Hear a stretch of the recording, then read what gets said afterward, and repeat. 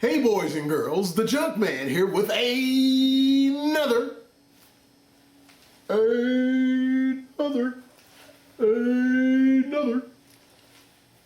That's for all you folks with 7.1 and 5.1 digital surround. Did you hear me in like your speakers over here and in your speakers over there? No. This is another detailing series, video series here.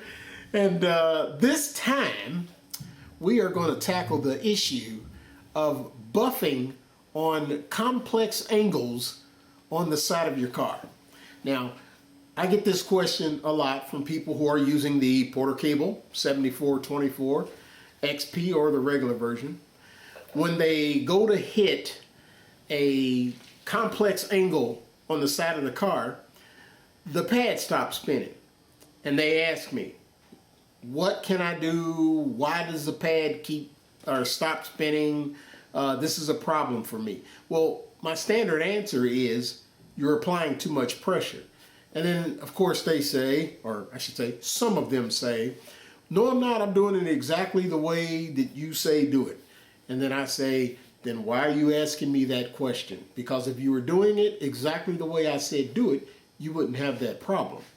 What happens is when people get a curve in their on the side of the car, whether it be concave or convex, whichever the two is, they either try to push too hard to get the pad to fit inside the curve or bend around the curve.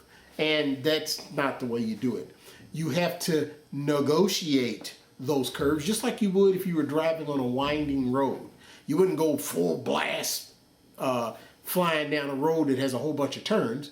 You would slow down and negotiate those turns. Well, the side of your car is the same way. And so what I'm going to do is show you all, for those who need to be shown, how to negotiate those given turns and curves and whatnots that you might have.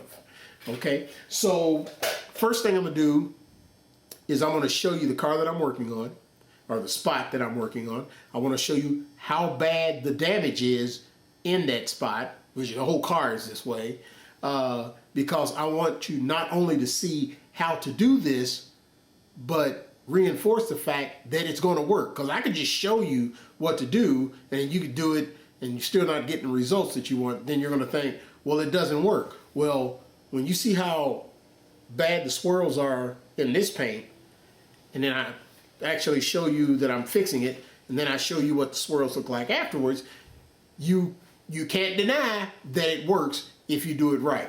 You know, I get a chuckle out of some folks who, they ask me for advice, and then I give them the advice, and then they want to argue. And I'm like, wait a minute. You just asked me a question, and I gave you an answer, and then you're going to argue. And I'm like, how are you going to argue? You're the one asking the question. Some people just crack me up, but I'm going to show you that. You know, that's the way I do it. Keep it real. No faking the funk in the garage. Y'all know that. So Brother is Garage Production. So let me grab the camera now and readjust my light and let you see how bad the damage is in this car. Here we go. Okay. As you know, I don't like to do a lot of editing. So at any given point, you're bound to see no telling what as I'm moving around here. So I'm coming in close, and let me see how close I can get where you can see the swirls. Yeah,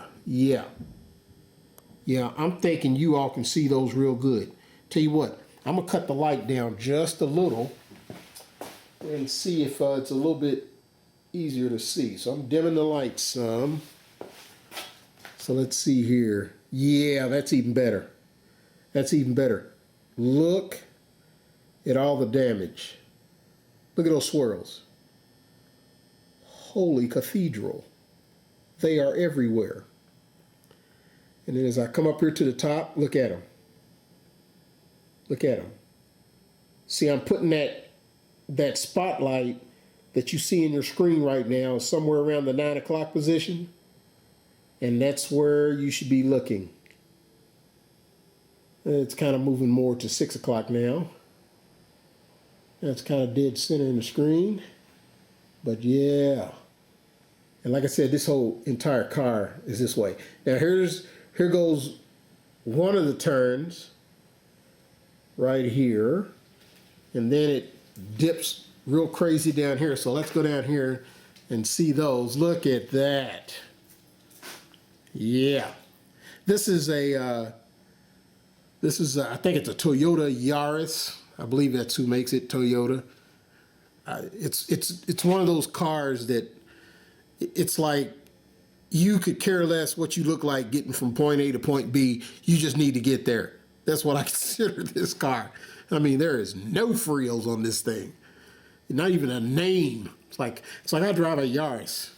Nothing against you Yaris people out there, but good Lord, this thing is, man, it's just car. That's all it is. So there's the damage. So let me get you on the tripod here, or sit you back down so that you can actually see me do this. So I'm not going to bother editing or cutting the video, so let me move stuff around here and set you all up. Let me see if you all can see what I'm doing there. Yeah, move my light over to the side. Again, y'all know why I do this, because I don't want nobody to be able to say, well, you cut the film and you did this, and you know, you can't say I did anything, but you know, I'm showing it all real time. So that's why I don't bother editing and all that stuff. I want you to see what I'm doing. Okay, I think that's a long enough far away shot. Yeah, I've got the gas tank in there, the top part, and it can look straight enough. So there we go. I say there we go, and then I'm grabbing the camera some more. Okay, so let me get out here in front of it and flip the viewfinder around so I can see what I'm doing here. Okay, yeah, y'all can see me. Okay, so again, we're going to be doing this with the PC 7424 XP, and I'm going to be using some Optimum polish. This is Optimum Compound 2 is what I'm using here. All right, Optimum Compound 2. Now, people are going to ask, well, why are you using that instead of, say, McGuire's 105, because I'm using an orange pad here, or anything else? And the answer to that question is, I'm using this because I can. Because there's 50 products out there that I could be using that are going to work. So it's not like I'm saying you have to use what I'm using. I'm saying I'm just using something that works. So it doesn't matter what I use as long as it's a quality product.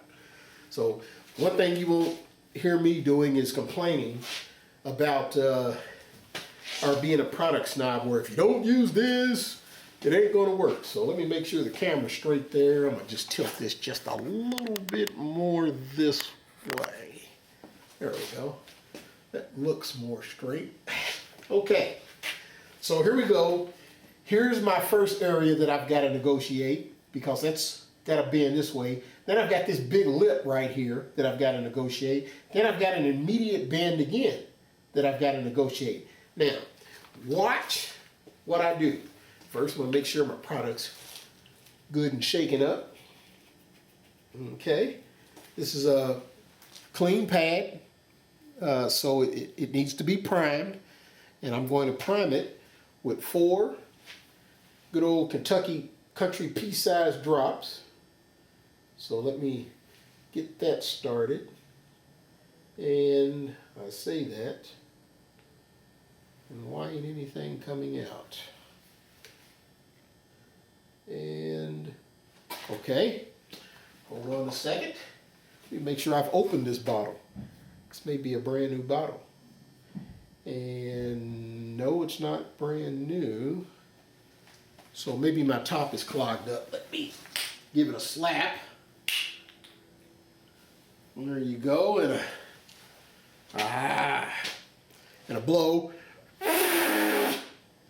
Okay, that didn't work. Okay, hold on a second here.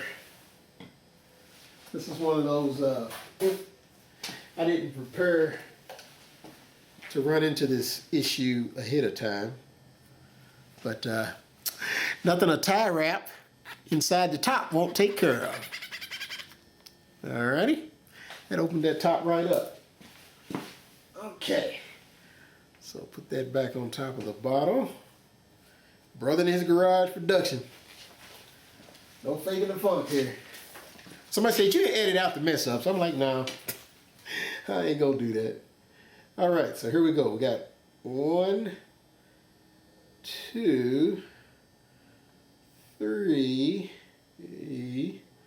and 4. So I'm gonna start out with 4 pea-sized drops, and then from that point forward, I'll go to 3. Now, one thing that I do when I'm working is I pay attention to what's going on as I'm working. I pay attention to my pad. I pay attention to what the paint's doing, how fast it's correcting or not. You have to take in all that information and pay attention to what's going on, because that's going to steer you into what to continue to do, what to stop doing, what not to do. You have to pay attention to what's going on, especially with your pad and with the paint. Those are 2 most important things. So I've got my 4 pea-sized drops on there. Like I said, I'm from Kentucky, so we got some big peas. And from the cord over my shoulder. And what I'm gonna do is I'm gonna dab this around. Now, you see these seams right here? I don't want to get polishing those. So I'm gonna be real cool about getting close to those. And I'm gonna get this stuff spread around first.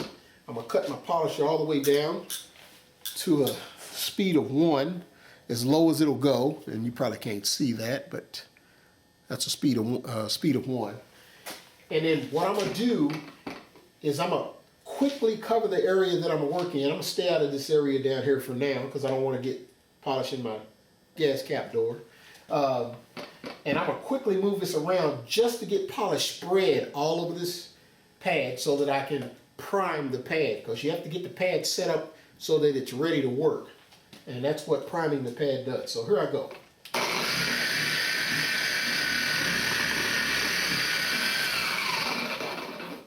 Okay, at this point I should say, I am now ready to do some work. Now, here, let me see if y'all can see my mark. It's gonna be next to impossible to see my mark. I've got a black mark here and a silver mark here to help you see this pad spinning, but it doesn't look like you're gonna be able to see it that well. I know you're not gonna be able to, so you're gonna have to pay attention to the holes. But the most important thing is the pad has to keep spinning. If it stops spinning, then you're messing up. So here I go. I'm gonna start about right up here. And I'm gonna crank this up to a speed of 5 because I never work faster than a speed of 5. And I should have worn my glasses. So now I'm on a speed of 5. I hope that's in focus. And here I go.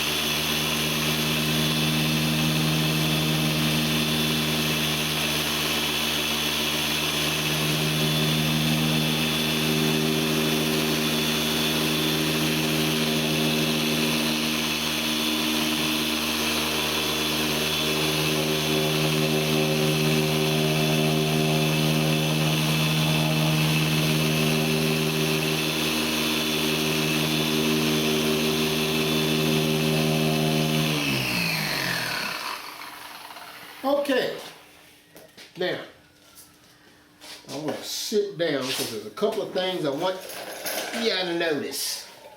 First of all, well, I'm going like Casper the Friendly Ghost in there. First of all, I want you to notice, if you go back, I'm going to say this, and then I want you to go back if you didn't catch it the first time. You will notice that this polisher, you could hear it changing as I was like hitting this area here. You could hear it speeding up and slowing down. Now, while it was doing that, I was paying attention. So when I heard it slowing down, I was letting up on the pressure. As it sped up, then I steadied my pressure. Now here's the thing. If you don't pay attention to what the polisher is doing, then you're not going to get anywhere with this. I mean, it's the polisher is actually talking to you. It's saying, okay, you got too much pressure. Okay, that pressure's good. Okay, you can maybe add a touch of pressure. You'll notice the whole time, normally when I'm on top of the car, I hold the polisher like this. Notice the whole time, I never had my hand up here. I had my hand right here. Basically what I was doing was supporting the polisher up against the side of the car. That's all I was doing. I was letting the weight of the polisher lean against the car, and I was just supporting it, keeping it up against the car. So I wasn't applying any down pressure like this. There's a reason why. Because when you're on areas like this, where you got them kind of bends and stuff, and I'll do the same thing here, you really need to pay attention to what the polisher is doing. You need to listen to it and pull up off the pressure if that is necessary. If you heard it bogging down, you need to come up off that pressure. So that's what I did. That's what you heard me doing. Now, let's wipe this off and see if I made any pressure or any progress. Now, here's another thing I want you to notice. Notice how long I worked that compound. Now, normally compounds are not going to let you work them that long, number one. Number two, they will dust up if you do one of four things. If you work on too hot a surface, if you work the polisher too fast, got it turned all the way up, like people think that's going to do more work. Number three, if you work it too long. And number four, if you use too much polish. I think I just said four different things. So too much polish, working it too fast, working too hot of a surface, and what was the other one? Too hot of a surface. And I'm hoping I said four. That's what happens when you start getting old, man. Be forgetting stuff. Too much pressure, too much polish. Oh, dirty pad. I forgot that one. If you're using a dirty pad, and so it's too hot of a surface, too much or too fast of a speed, hot surface, fast speed, dirty pad, and working it too long. Boy. So write them four down so that y'all don't get confused like I am there. So those are the four things that will cause dusting with a compound. You don't have that problem with a polish. But as you see, I worked that polish for a long time, and I can still work it some more. It ain't even really started flashing yet. I could work that some more. But I'm going to wipe that off just to see what progress I made, and I'm going to bring y'all in here and look at it. Now, so that I can wipe that off, I got to go grab a towel. So hold on a second.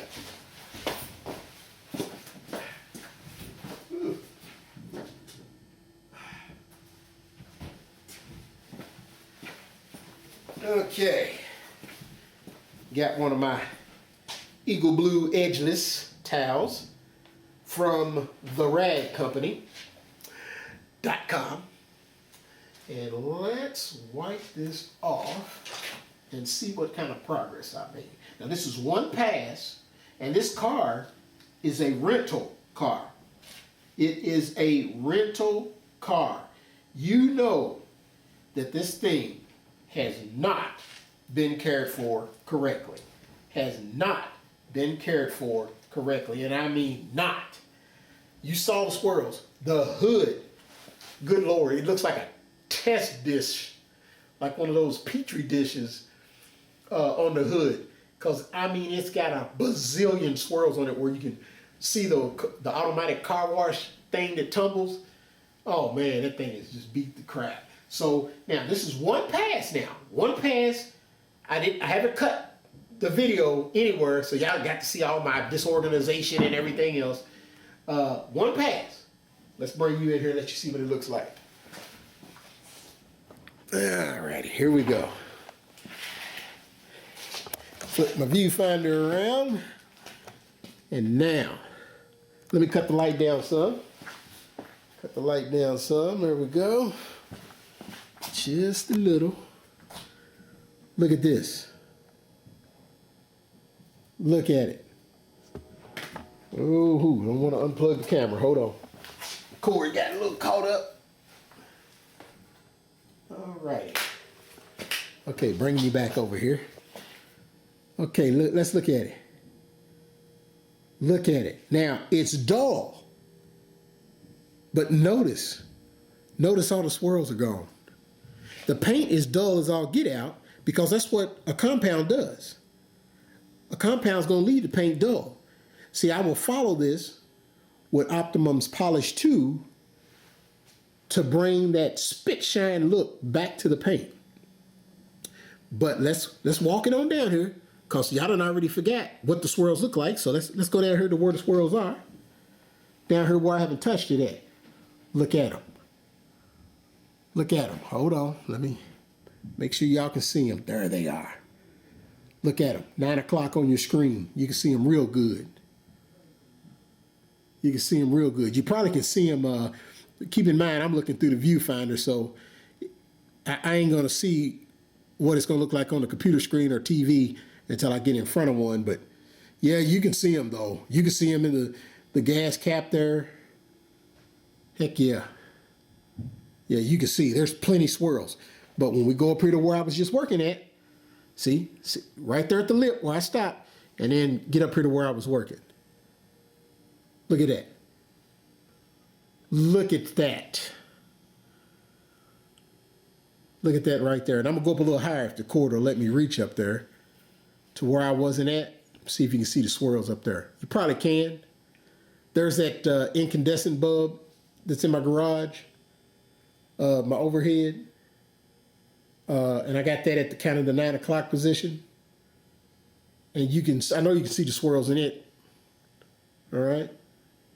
But going back down here again to where I was just working, at, coming in close to the paint. Look at this. I'm gonna get in here real close. Look at this. And I'm gonna cut that light down just a little bit more. I want to make sure you all can see this. Cut that light down just a little bit more. Get in here close again. Look at it. Look at that paint. That was one pass with Optimum Compound 2 and a PC 7424 XP. The most ineffective polisher that you could use to do this with. Yet, look how effective a good technique will make your paint look. Look at that. Look at that. Now, I could, I'm debating, do I want to, okay, I'm going to go down here and do this other part. Because, some people might need more proof. So let me flip my viewfinder around here. Point the camera where it needs to be. Put some more light on it. Make sure I can see myself. Move it around here. And again, it's because I'm not editing anything. Alrighty. Okay, so now, let me grab the PC here. And now, there's two things I want you to recognize. First, like I said before, I could have still worked that compound some more because I didn't work it all the way in. I just knew that I had worked it enough. How do I know that? Because I've been doing this for 2 days. So I've got a little practice in, so those of you who watch my videos, y'all know I'm joking, right? So I'm gonna add my 3-piece size drops here because the pad's been primed and I definitely don't need that much polish because I've got some polish remaining on here. And I know that because I can see it and I'm paying attention. And like I said, that's something you got to do. You got to pay attention to what's going on. You can't just be slapping and polishing and slapping polish on and polishing. You got to pay attention. You got to look at your pad. You got to look at your paint. You got to pay attention to what's going on. So, got my 3-piece size drops on there. 3-piece size drops. All right, throw my cord over my shoulder. And now this is going to be tricky because I don't want to get polish all up inside my door cap there. So, I'm going to paste this around.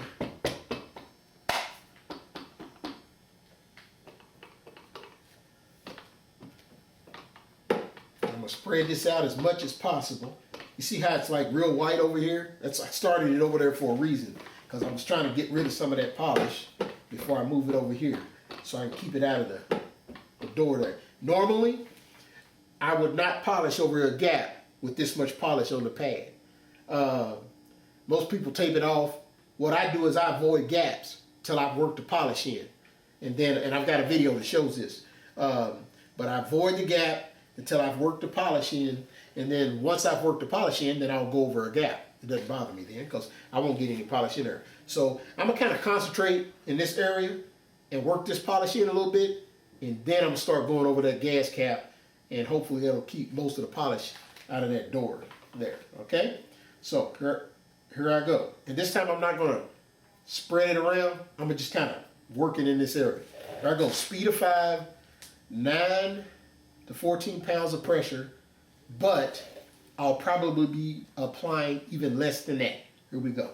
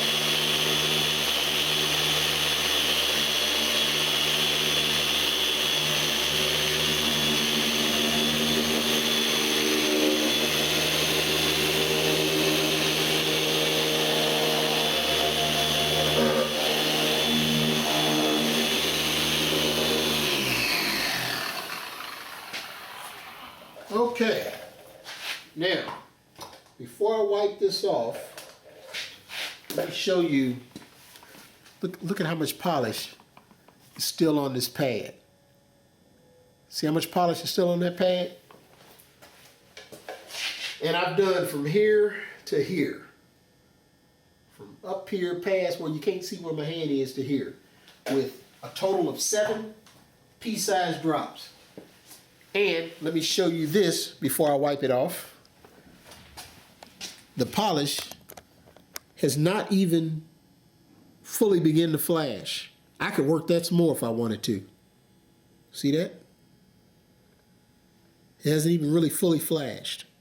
So now, let's wipe that off. And let's see what it looks like. Now I got the camera all crooked and crazy. All right, let's wipe that off. See what she looks like. Notice another thing. Although I'm letting this polish sit on here while I'm talking, notice it's not giving me a whole heck of a lot of trouble when it comes to wiping it off. Okay? Now, before I go to the polish, because I'm using the compound right now, I keep saying polish, but this is a compound. Before I move to the compound, or to the polish, I would wipe this stuff down with detail spray to make sure I got all the compound off of there. But let me let you look at what this looks like. Come on in here, cut the light down some. Alrighty. Let's see what it looks like. Okay, so here's where we were down here working in. Look at it now. Look at that. Those swirls have been lessened like 1,000 times what they were. Let's look at the door cap, because there was 1,000,000 of them on there. It is seriously, I mean, darn near pretty much eliminated. Look at it. I gotta move it slow, because I want y'all to be able to see what I'm seeing. Look at that. I mean, I can see a little something remaining, but most of it's so darn light that the polish is probably going to get rid of them. Again, you use the compound to remove all the damage, and then the polish to spit shine the paint. Because right now the paint looks dull. It looks clean, but it looks dull. So that polish is what you use to follow the compound with. That polish is going to bring that paint back to a lustrous, super deep shine. Look at that. Now let's back it up so you can see how complex the curves were. See, now I'm using that overhead light. Well, it was. Where'd it go? There it is. So you can see just how complex the curves were. You got a big dip here, you got a big ridge here, and then you got another dip here. And y'all saw how I worked it. I just manipulated the polisher. I listened to the polisher. I listened to what it was doing, and I responded accordingly. And that's how I manipulated that. It took all those swirls out with one pass on each side, on each part, and it's that simple, folks. It is that simple. Let me put you back on the tripod and finish this up. Ready? So, how did I do it, boys and girls? It's called technique.